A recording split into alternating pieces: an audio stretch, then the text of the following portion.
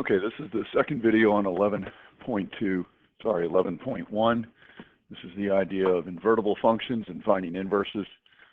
We had a couple of examples in the first video.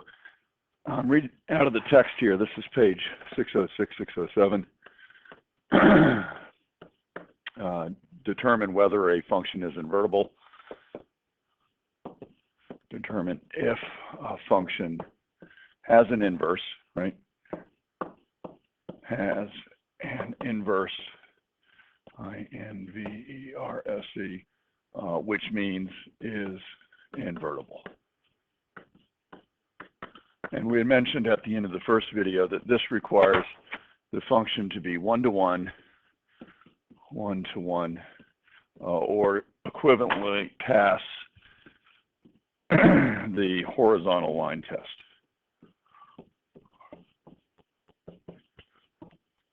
Line test. And again, looking in the text, the first example doesn't even give a picture. It just lists, this is example 1A, it just lists some ordered pairs. So we have F is given as a set, and we've got -2, 1, -1, 0, 0, 1, 1, 2, and 2, 2. And the question is this function invertible? And you'll note that in the text, the author says, well, looky here, these y coordinates are the same, and so that causes a problem. And likewise, these y coordinates are the same, and that's also a problem. So this function is not one-to-one, not one-to-one. And a quick sketch of these 5 points will illustrate what's going on here. So the first ordered pair here, -2, 1, we can plot. And the second one is -1, 0. And the third ordered pair is 0, 1, we're up here. And then 1, 2, we're right here. And lastly, 2, 2, and we're here. Okay, so let's think about our definition of function. We all know that all functions pass a vertical line test. So as we move a vertical line through here, it only hits one point at a time. That's sort of a given. This is called a function. Why is it not a one-to-one function? Consider a horizontal line and move that through. You see it hits these 2 points at the same time. That's these two over here, not one-to-one.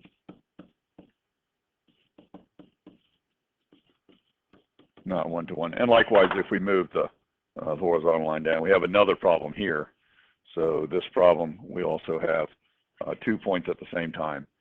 So not these right here, not one-to-one, not one-to-one. Okay, so that sort of puts this problem to bed. This is not invertible. So the question is, determine whether F is invertible. No, inverse. Okay, example B.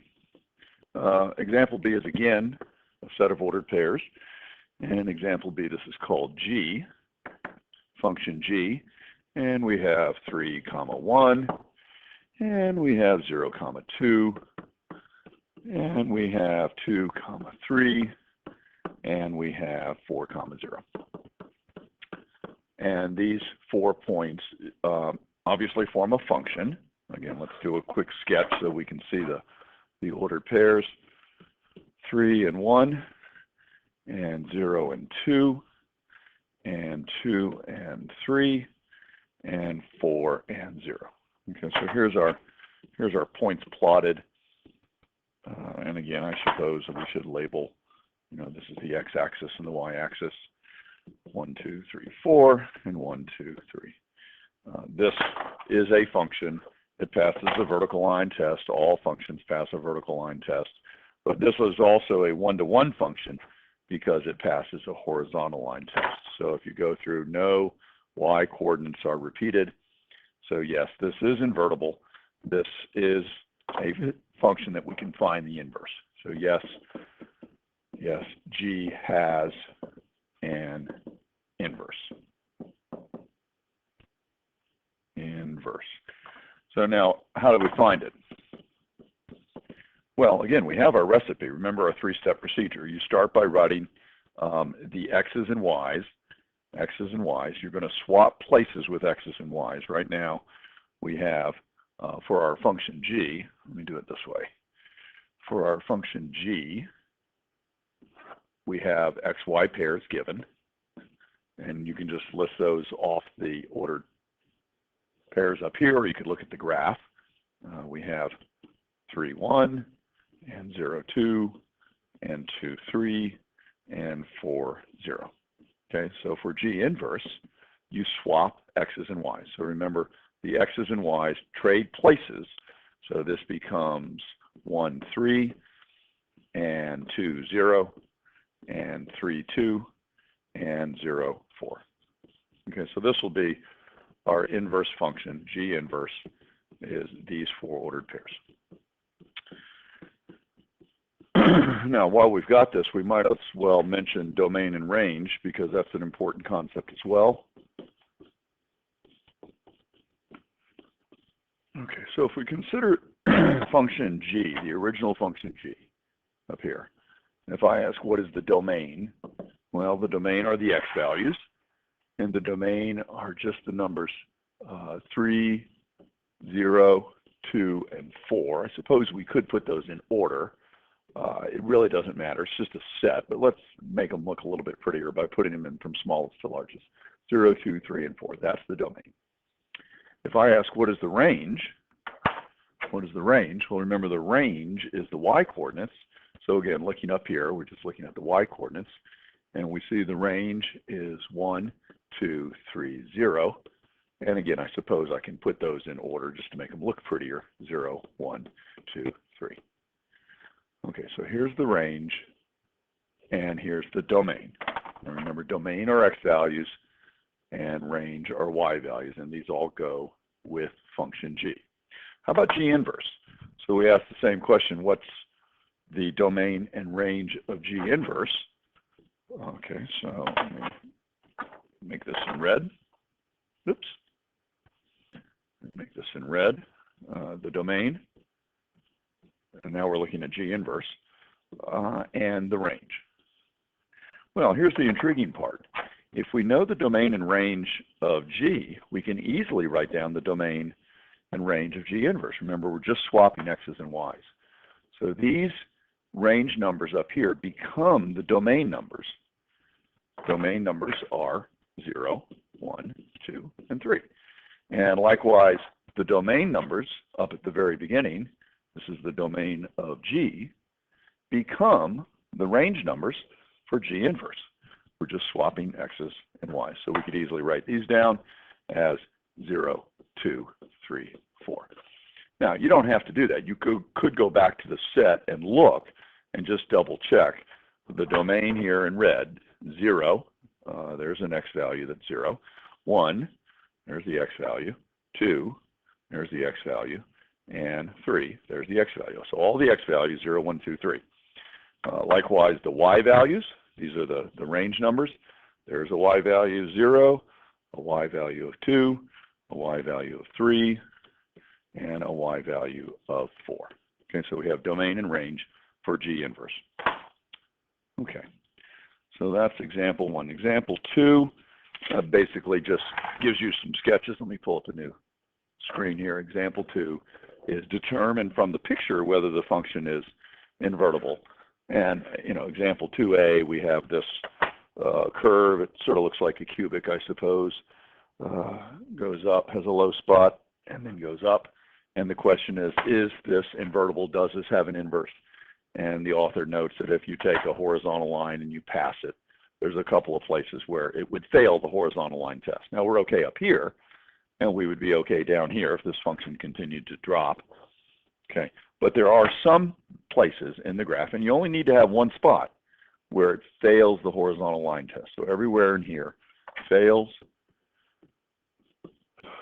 the horizontal line test. So therefore not invertible. you notice again there's places here where you have the same y coordinates. So no inverse. That's 2a, here's 2b. For 2b we have simply a line. Looks like it has some negative slope, looking like that. And the question is this invertible? And the answer is yes. If you imagine a horizontal line moved anywhere through the graph, you would note that the horizontal line hits the original function only in one spot. So this function is 1 to 1, and a lot of times you'll see this abbreviation for 1 to 1, 1 to 1. So F does have an inverse. F does have an inverse. Okay, so the next batch of examples are finding the inverse. We've already done that, so we might want to just jump to the problem set and try one problem out of the problem set that would be assigned. So looking at your homework, we see out of 11-1 problems 7, and I'm not going to illustrate that on the smartboard here. Problems 7, 11, 15. Okay, let's go to 15. That's a nice problem. Number 15 is the function g of x, where g is defined as the square root of x minus 3, and then it says x has got to be bigger than or equal to 3. This is the domain, and we could do that as 3 comma infinity. A sketch of this would also be useful. Here's a sketch, 1, 2, 3. The graph looks like this. Okay, so by looking at the graph for a minute, does this blue curve pass a horizontal line test? Here's a horizontal line, and as you move it around, you see, yes, it only hits one spot. So this function is invertible. Yes. Does have an inverse. Okay, now let's see if we can find it. So we start off by writing y is equal to the square root of x minus 3. We swap, that's our first step. We swap places of x and y, so x is the square root of y minus 3, and then we solve for y. So I would square both sides, and then I would go ahead and add 3, so x squared plus 3. Lastly, we can go ahead and write this using our inverse notation. So f inverse is going to be, I guess we probably shouldn't use f. This original function was called g. So let's call this g inverse. And g inverse is going to be x squared plus 3. Okay, so g inverse of x is x squared plus 3. Now, we do have to make one slight adjustment here for domain and range. Let's go back to the original. We were told early on that this function has a domain of x bigger than 3. And while we've got the picture here, let's look at the range. Okay, so what is the range of this picture? Remember, range of the y values, and the smallest y value is down here at 0, and y just grows to infinity. So the range would be 0 to infinity. So we have domain and range. When we get back to our inverse, remember we're going to swap those. So for this function, we want our domain to be 0 to infinity, and we want our range to be 3 to infinity. And again, what I did was I just swapped these two places down here. X's became y's, y's became x's. Now, how does that affect the final answer? You should write the inverse. G inverse of x is equal to x squared plus 3, and then just note that x has got to be bigger than or equal to 0. This x value bigger than or equal to 0. A sketch would make it clear. If you were to sketch the parabola y equals x squared plus 3, it would look like this, x squared plus 3. And this is y is equal to x squared plus 3. And you note that this doesn't pass a horizontal line test. But if you restrict the x's to all the x's bigger than 0, then we're going to take away the left side of the parabola and just look at that. And now you do have a function which has an inverse.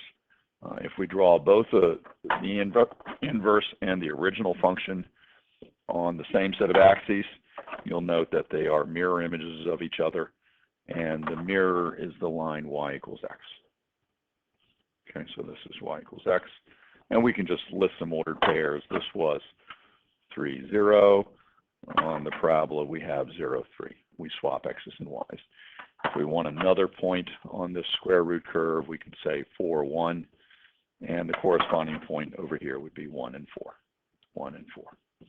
Okay, so all of these would be mirror points or image points. As you go across the mirror, you find the corresponding point on the inverse. Okay, and you can try some of the other ones. On Wednesday, we'll have the test on this material, finding inverses and changing exponentials to logs and logs to exponents. Okay, let me stop the video here, and we'll continue this in class.